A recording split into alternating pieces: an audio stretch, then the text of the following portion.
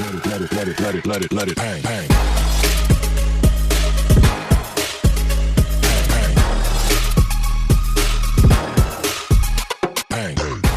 নমস্কার বন্ধুরা, মান্তুর কিচেনে সবাইকে স্বাগত। আজকে আমি শেখাবো, এটা হচ্ছে হাঁসের ডিম। আমি হাঁসের ডিমের কারি শেখাবো। তো বিভিন্ন টাইপের হাঁসের ডিমের কারি হয়। আজকে আমি কিন্তু পেঁয়াজ কলি দিয়ে হাঁসের ডিমের কারি করব। এটা খেতে খুবই সুন্দর। আমার হাঁসের ডিমের কারির জন্য লাগছে পেঁয়াজ, টমেটো, আদা রসুনের পেস্ট, লঙ্কার গুঁড়ো, হলুদ গুঁড়ো, জিরে আর ধনে গুঁড়ো। এই দিয়ে আমি আজকে হাঁসের ডিমের কারি শেখাবো। তবে পেঁয়াজ কলিটা কিন্তু মাস্ট। এই পেঁয়াজ কলি দিয়ে কেউ কোনোদিন যদি না করে থাকো, খেয়ে দেখবে, অসাধারণ খেতে লাগে। তো চলো, প্রথমে আমি ডিমগুলো ভীষণ নোংরা, এটা ভালো করে ধুয়ে আমি প্রেসারে এটা সিটি দিয়ে সেদ্ধ করে নেব। দেখো বন্ধুরা, আমি ডিমটাকে ভালো করে ধুয়ে নিয়েছি। এবারে এইগুলো আমি প্রেসারের মধ্যে দিয়ে আমি এর মধ্যে জল দিয়ে দিলাম, দিয়ে এবার এটাকে ভালো করে সেদ্ধ করে নেব। তো এই শীতকাল মানেই কিন্তু হাঁসের ডিমটা খেতে খুবই মজা লাগে। গরমকালে থেকে হাঁসের ডিমটা শীতকালে বেশি ভালো লাগে। আমি গ্যাসের প্রেসারটা বসিয়ে দিয়েছি। তো বন্ধুরা, হাঁসের ডিম কিন্তু শীতকালে বেশি ভালো লাগে, গরমকালে কিন্তু খাওয়া যায়, কিন্তু এটা খুব গরম। হাঁসের ডিম কিন্তু গরম, সেই কারণে আমরা শীতকালে বেশি পছন্দ করি হাঁসের ডিমটাকে। এবং ফুলকপি, পেঁয়াজ কলি এসব দিয়ে রান্না করা যায়, সেই কারণে আরও বেশি ভালো লাগে, অন্য টাইপের টেস্ট আসে। তো আজকে আমি যেটা করছি বন্ধুরা, এটা পুরো ভিডিওটা তোমরা দেখতে থাকো। আমি পেঁয়াজ কলি আর টমেটোটাকে আগে ধুয়ে নিয়েছি, তারপরে কিন্তু এটা কাটবো। পেঁয়াজ কলি যখনই রান্না করবে আগে গোটা ধুয়ে নিয়ে তারপরে কাটবে। তার কারণ, নাহলে জল ঢুকে গেলে পেঁয়াজ কলিগুলো জল বেরিয়ে গেলে খেতে ওর টেস্টটাই নষ্ট হয়ে যাবে। এই জন্য সবজি আগে ধুয়ে নিয়ে কাটলে সবজির গুণও ভালো থাকে, গুণাগুণ, আর তার সঙ্গে টেস্টটাও খুব ভালো হয়। চলো তাহলে আমি এগুলো এবারে কেটে নিই। পেঁয়াজগুলো দেখো আমার কাটা হয়ে গেছে, টমেটো কাটা হয়ে গেছে, আর পেঁয়াজ কলিটাও আমি কেটে নিয়েছি। পেঁয়াজ কলিটা এরকম বড় বড় করে থাকবে, আর পেঁয়াজগুলো একদম মিহি করে কাটতে হবে।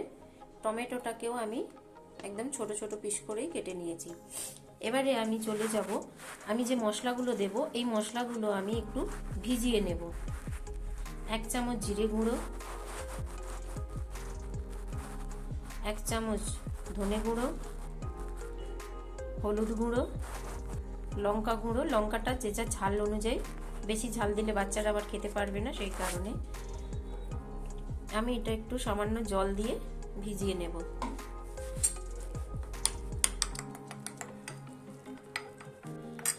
এবারে আমি চলে যাব, আমি যে ডিমটা সেদ্ধ করেছিলাম সেটা ছাড়িয়ে নিতে। ডিমগুলো আমার ছাড়ানো হয়ে গেছে।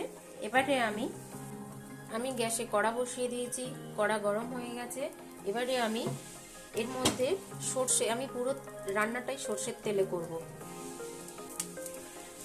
কড়ার মধ্যে আমি সর্ষের তেল বেশ খানিকটা দিয়ে দিলাম। এবারে এর মধ্যে আমি দিয়ে দেব হলুদ, তার কারণ ডিমগুলোকে আমি ভাজবো, সেই কারণে। তার আগে ডিমগুলোকে ভাজার আগে আমি একটা ছুরির মাধ্যমে এটা একটু কেটে নেব। দেখো, ছুরির মাধ্যমে আমি ডিমের গাগুলো চারিদিকটা কেটে নিয়েছি। এইভাবে ডিমটাকে কেটে নিলে ডিমের ভেতরে মশলাও ঢুকবে, এবং দেখতে পাচ্ছ তো এটা ভাজলে আরো ভালোভাবে দেখা যাবে।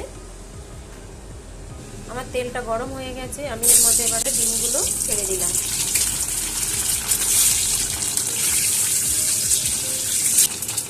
এবারে দেখা যাচ্ছে, দেখো ডিমের গাগুলোকে এইভাবে একটু করে চিড়ে নিতে হবে চারিদিকে। আমি 3-4 টুকরো এটাকে গাটা চিড়ে নিয়েছি। ডিমগুলো দেখো আমার ভাজা হয়ে গেছে। এবারে আমি কড়ার মধ্যে যে তেলটা আছে ওর মধ্যে আমি দিয়ে দেব কুচনো পেঁয়াজগুলো।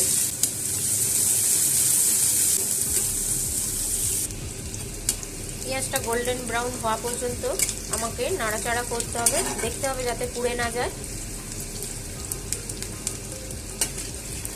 পেঁয়াজটা আমার গোল্ডেন ব্রাউন হয়ে গেছে। এবারে আমি এর মধ্যে আদা রসুন একসঙ্গে পেস্ট করে রেখেছিলাম, সেটা আমি হাফ চামচ দিয়ে দিলাম।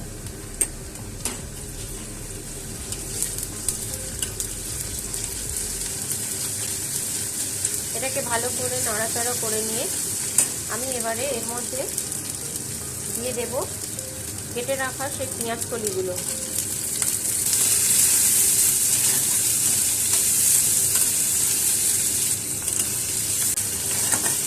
পেঁয়াজ কলিগুলো যতক্ষণ না ভাজা ভাজা হচ্ছে ততক্ষণ এটাকে আমার নাড়াচাড়া করতে হবে। পেঁয়াজ কলিগুলো ভাজা ভাজা হয়ে গেছে। এবারে আমি দিয়ে দিচ্ছি এর মধ্যে কুচনো টমেটোগুলো।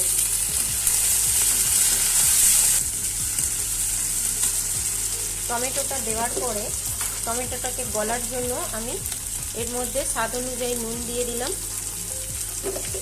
দিয়ে এবার এটাকে ভালো করে নাড়াচাড়া করতে হবে।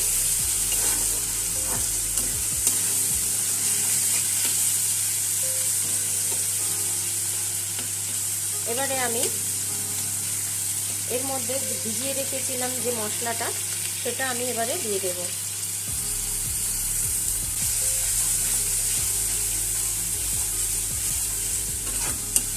মশলাটাকে আমাকে ভালো করে কষিয়ে নিতে হবে। এবারে ওর মধ্যেই কিন্তু মশলাটা কষানো হবে এবং টমেটোগুলো দেখবে একদম গলে যাবে। দেখো আমার কষানো হয়ে গেছে এবং যে টমেটোগুলো সব গলে দেখো কি সুন্দর মাখা মাখা হয়ে গেছে। এবারে এর মধ্যে আমি ভেজে রাখা ডিমটা দিয়ে দিচ্ছি।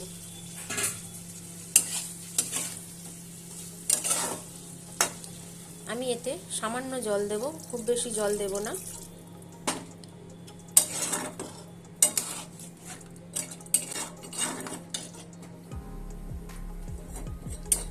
মশলাটা কিন্তু আমি 7 মিনিট ধরে কষিয়েছি মিডিয়াম আঁচে। এটা এবারে ফুটতে দিতে হবে। দেখো আমার ডিমটা ফুটে গেছে এবং এটা আমার হয়ে গেছে। আমি এবারে এর মধ্যে দিয়ে দেব একটু গরম মশলা। আমি দিয়ে দিচ্ছি গরম মশলার গুঁড়ো।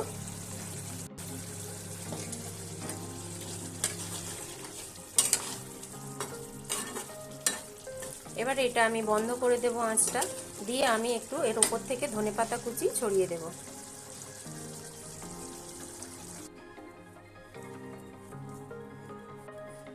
ধনেপাতা কুচিটা দিয়ে আমি নাড়াচাড়া করে নিচ্ছি। দেখো একদম মাখা মাখা এই তরকারিটা হবে।